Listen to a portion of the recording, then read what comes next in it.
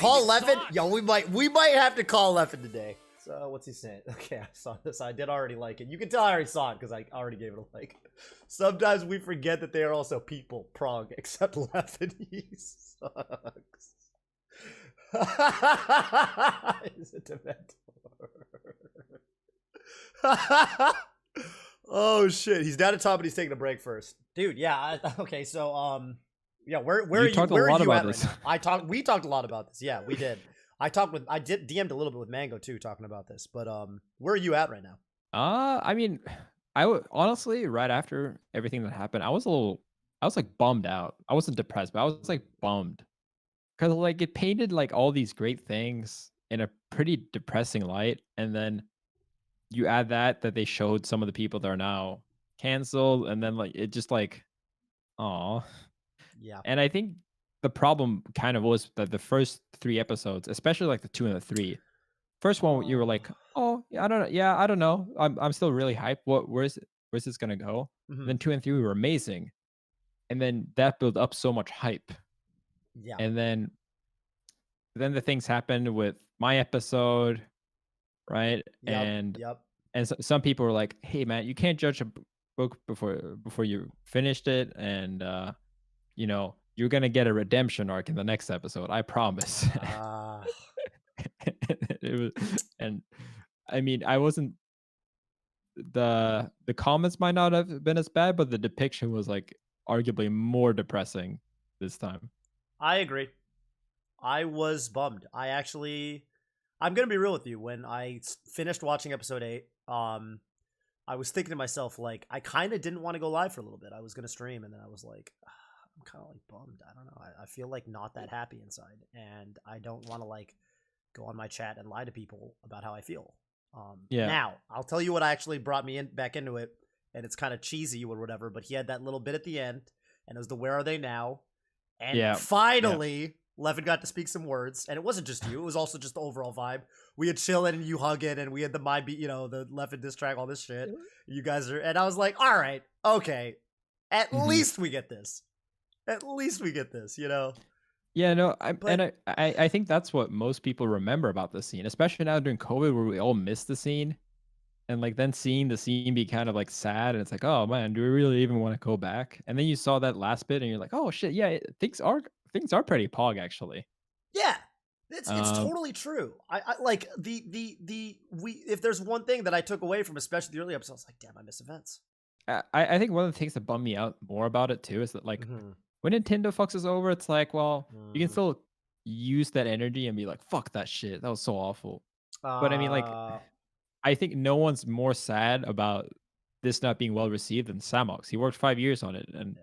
he's trying to do the best, right? So it's like you can't really be like stick to the man mode either. Yeah. So it's just kind of a bummer that it wasn't as great as we all wanted to be. Maybe we had too high expectations, but Yeah, I agree with you. Like, it sucks because I mean, from what I could tell, from what people have been telling me, it actually started as like an Armada doc, then it was an Armada PP doc, so, which you can tell, mhm. And yeah, like if he's been, I mean, I remember my interviews were 2 houses ago for me. It was 2015. I don't remember what the fuck I said, and I'm like, dude, I mean, yeah, the footage is that old. Of course, it's gonna be hard for him to change stuff midway through. So I get it. Yeah, It's not. No one's saying it like he wasn't in a tough spot and he's not in a tough spot. But yeah, it's just a shame. It's just a I don't know, comedy of errors or what have you. mhm. It's a bummer all around. And I really do hope that there are some easy fixes. I was saying, people were telling me, they're like, well, Leffen was kind of a villain back then. And I was like, yeah, but make him an angry villain, not a sad villain. At least you can have some dark music play when that's fine. Make it like Yeah, hype, no, angry, dark music. That's better. That's how I felt yeah. anyway. It's like someone described that like they should have played One Winged Angel, but they played Sadness and Sorrow. There you go. That's perfect. That's perfect. Sorry. Someone was saying that like the interviews in general were like a really high point. Like I think almost every interviewer, I can't like think of someone that like said whack stuff. Mhm. And even in the earlier doc, there were a couple of moments where like Lucky maybe said some things about Mango that maybe like he could have put better and like put things in a weird way. Mhm. And obviously there were more like F bombs and R bombs dropped in the interviews. Right. But this time I think the interviews were like pretty fucking clean. Like there were a lot of really good lines from each interviewer, especially like PP and Armada, obviously. Yeah, agreed. From like watching PP's interviews and like how he spoke about Mango, I never felt, knowing Kevin, that Mhm. he was blaming Mango that much. But like how Agreed. he put it together made it seem like PP was blaming him. Whereas I think that PP was more like, yeah, I'm kind of reflecting on, I had this other friend when I was growing up and he was making fun of me, and now I just replaced him with Mango, and maybe I should have stood up for myself. I should have, like maybe I should choose other friends, but like not that it's Mango's fault. Mango's really just this guy that does like the guy thing where like guys shit on each other. That's how they show affection. And yet the way it was put together kind of made it seem like, man, Mango really he really is a manipulative bully almost. Yeah, I felt like that was more. I remember even for me, like there was a line I said where I was talking about Mango being a bully or whatever, and I think in the moment when I did the interview, I don't think that was the overarching point I was trying to make.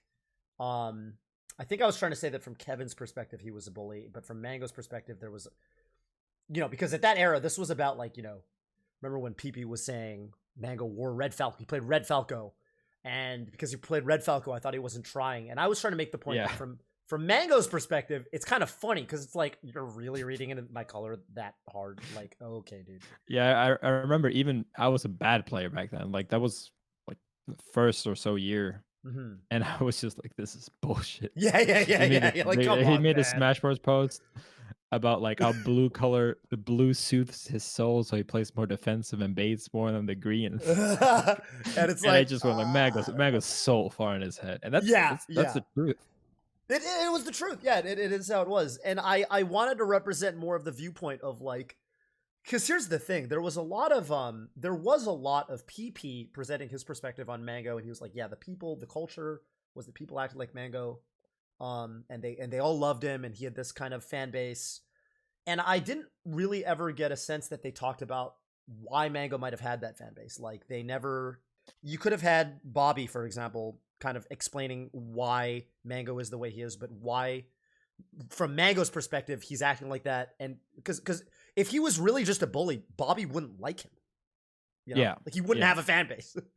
It's not just that he's a bully. There's more than one aspect to Mhm. it, and I wish and he had Samox had Bobby doing interviews, so it would have been cool to get that perspective from a guy like Bobby who goes way back. Yeah. With Mango. And I mean, I think this again is a problem of like the interviews were just done over such a large amount of time that like by the Agreed. time he Agreed. had formed that narrative, he couldn't just go to Bobby and be like, "Yo, can you say why you like Mango?" Right. Oh, I hated when. I mean, okay. Again, I'm saying these things as criticisms, and I don't want to make it feel like I'm ragging Samox too much. But yeah, I hated when I didn't like when he said "My B" and there was sad music playing. I was like, no, dude, "My B" was one of the funniest fucking things that ever happened in the Melee community. You cannot play sad music over chillin' saying "My B." It doesn't fit. It just doesn't fit. Yeah. "My B" was hilarious. Okay, it's one of the most memed on things that ever happened. I don't even know how he came up with it. It's just so funny. It's so funny. It's so fucking funny. You can't put sad music over "My B." It's just right. Anyway, yeah, anyway. there's so many funny videos that like where it's like, what the hell was Oh my I God. thinking? Yeah, the fucking oh my God. Like yeah, the Animorphs book cover where it's chillin' morphing into the B button. Like, oh, it's so good. I did like what Slime said too, which was like just kind of a random thing Aiden noticed, and I was talking with Atriarch yesterday, and he made the same kind of observation. Was that it would have been cool to get a little bit more of the community focus in terms of like Mhm. what the community was doing at this time. Like for example, maybe a little more emphasis on things like the Evo 2013 donation drive. Yeah. Things like I mean, there was some of it, the Apex 2015 scrounging to put together a tournament. Like there were a lot of big wins for the community where it felt like the focus was on the five gods that weren't New King, when they could have had a little bit more of an outside focus that would have brought a more holistic nature to it.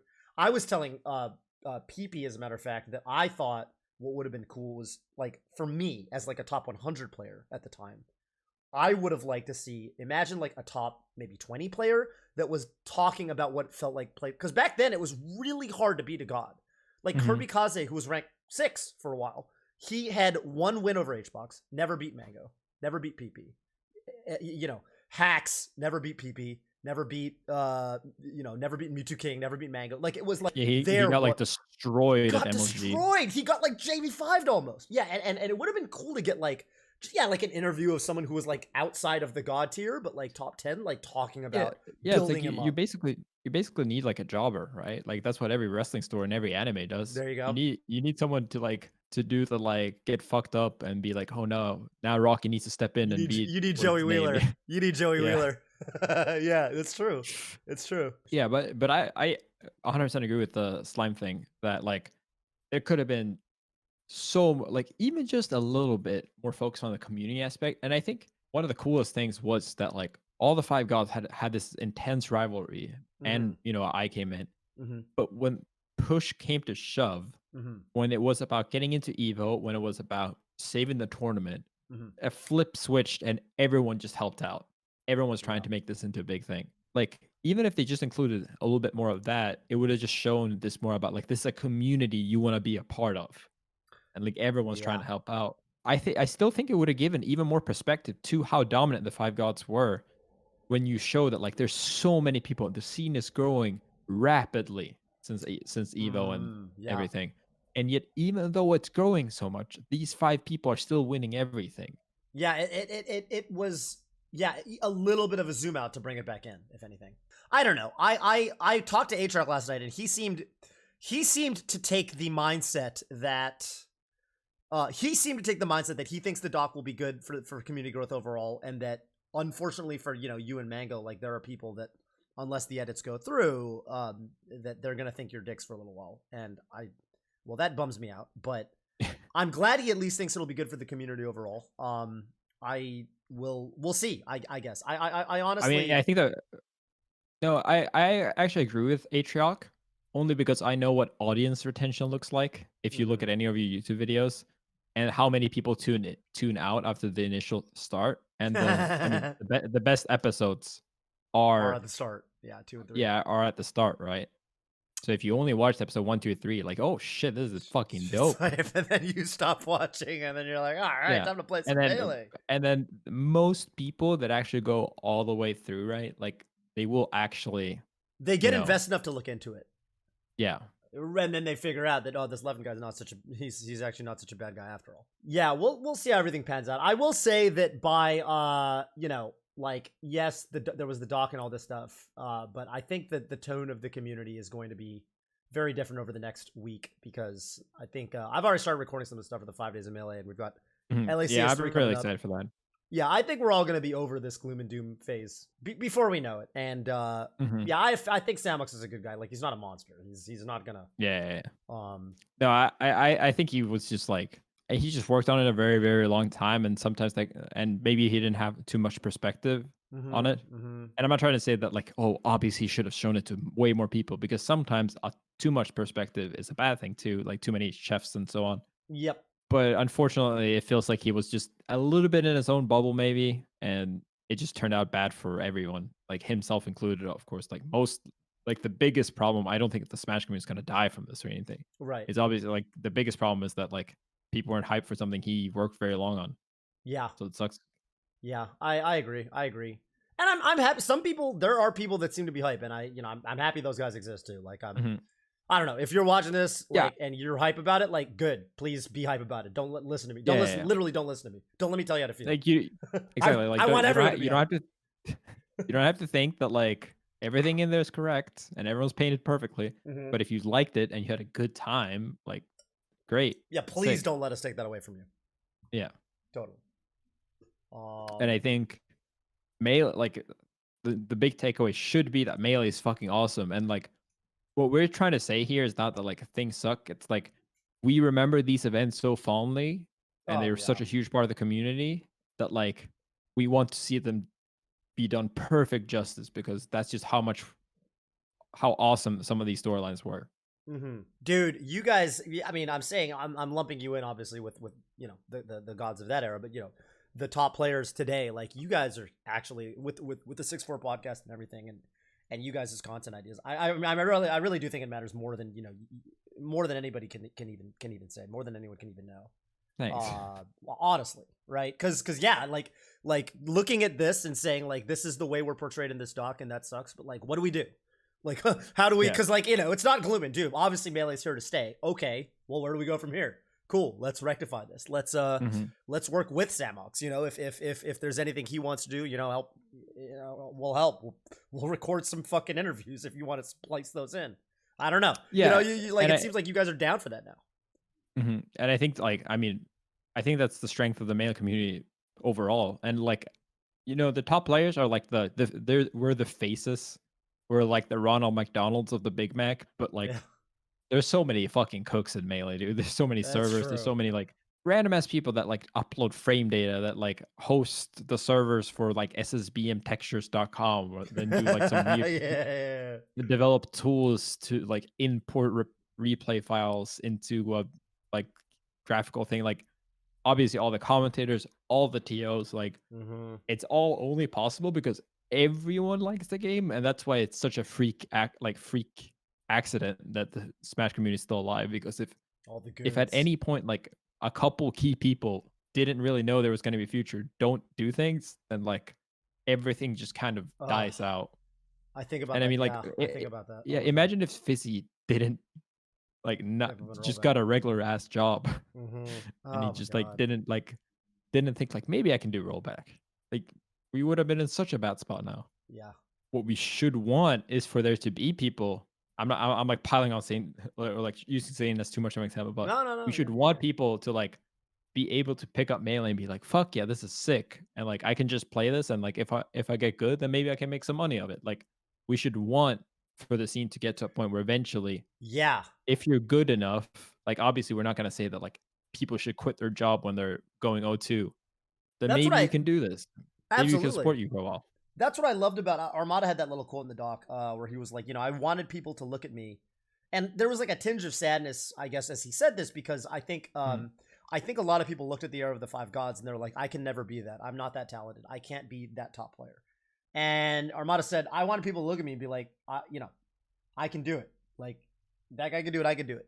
If you work hard enough, you can do it. Like I wanted to be that, and mhm, I feel like there is more of that mentality today. I feel like there is more looking at top players, looking at people like Zayn, and just being like, yeah. I mean, it turns out that if you lab a whole bunch of shit and you get good at a lot of individual little things in melee, yeah, you can become a fucking top player. Like you don't have to be. mhm. I mean, you never had to be. It was never the case that you had to be some special freak of nature to be a god of melee. But I think that was the mentality for a long time, and I think that is changing ever so slightly. Yeah, that might have been true because you kind of needed, because there was no online either, so, like, you kind of needed True. You to needed like, you needed to resources. have to either be very lucky or very, like, to live in a good region, or Mm-hmm. to be like me or people where we're like, I mean, people, like, studies people super well, and I'm like a lab monster. Mm-hmm. And I had this huge, like, I've said this before, like, maybe if the band thing didn't happen, maybe I just, like, eventually fizzled out. But, like, because that happened, I had this, like, huge, like, reason I really fucking needed to win. Mm. And that could also have, like that circumstance kind of made me special and made me try harder than anyone else. I had, like, a bigger reason to win than, even, like, Armada and others did at the time, because I was, like, proving myself.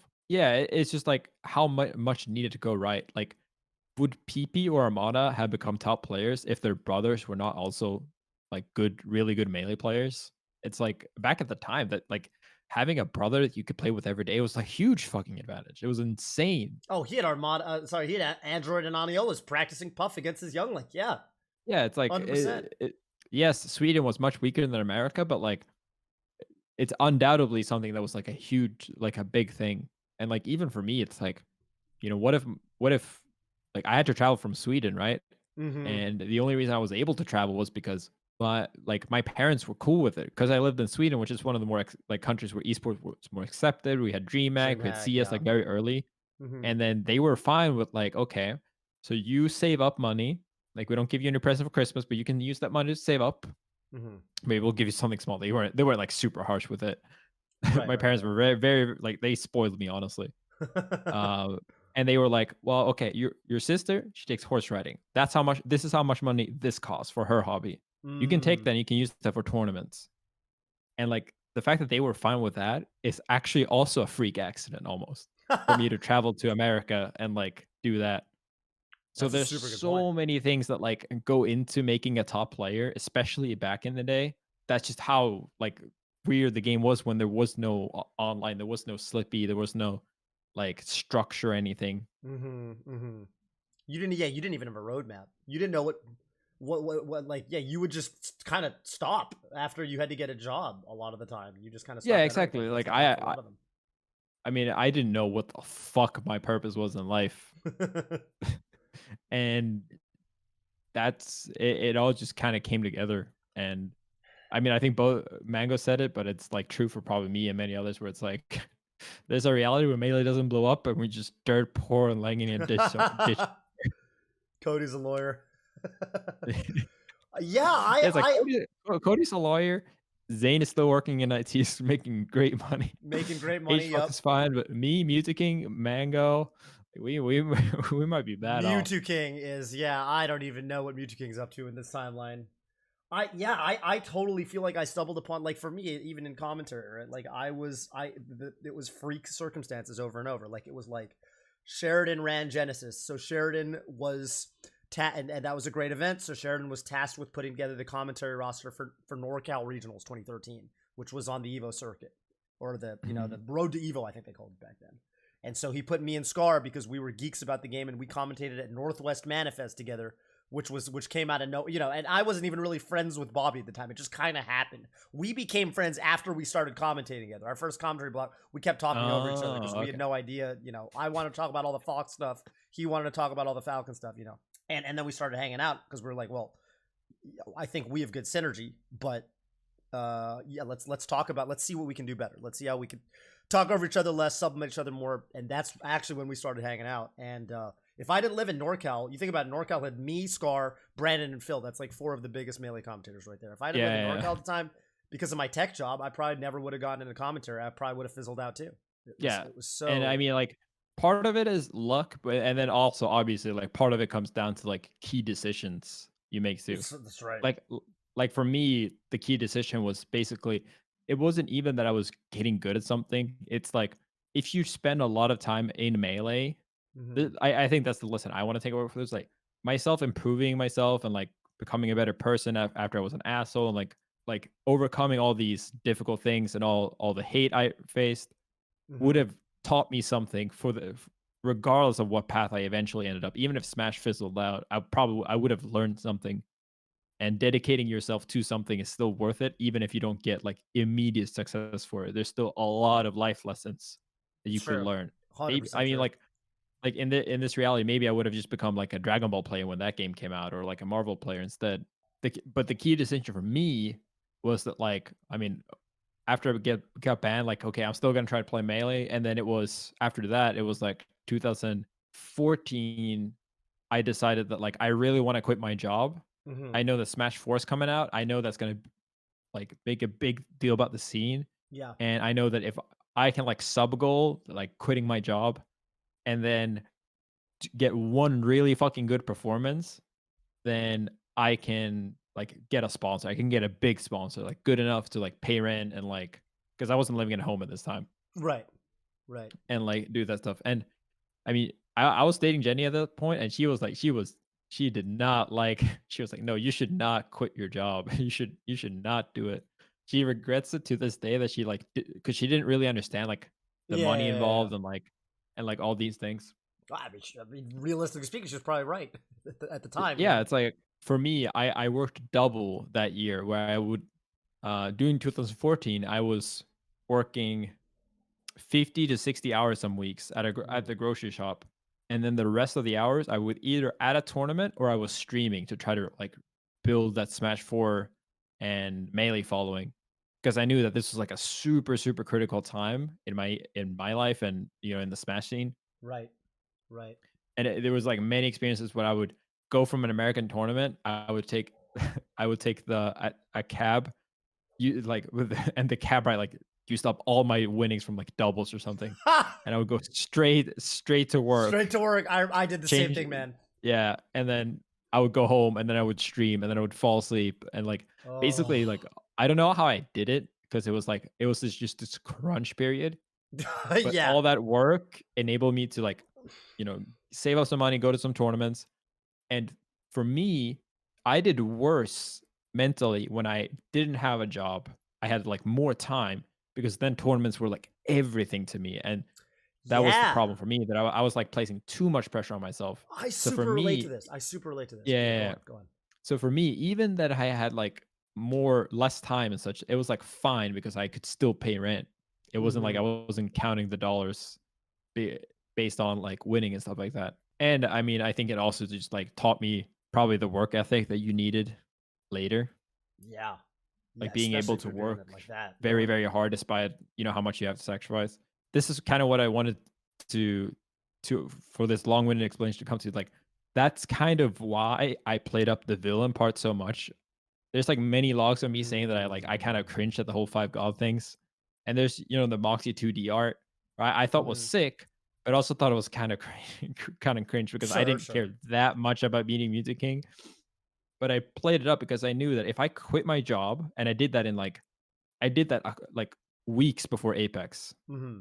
I had the sub goal to go full time, and then I also, the third thing, did well at that tournament, and I knew that I had like first the money match for Chillin' Dude and everything, Okay. Yep.